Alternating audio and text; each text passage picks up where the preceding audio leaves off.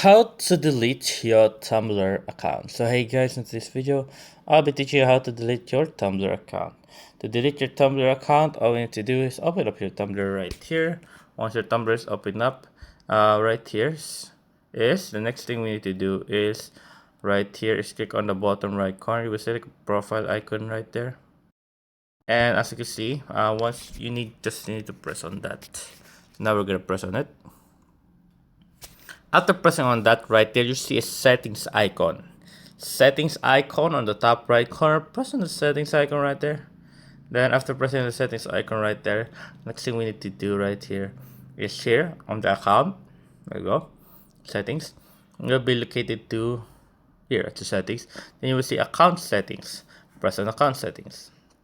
Here at your account settings, as you can see right now, we are at our account settings. All we need to do right here at our account settings is go down till you see delete account, just above the logout. Press on delete account. After pressing on delete account, we need to enter our email right here. So we need to enter email.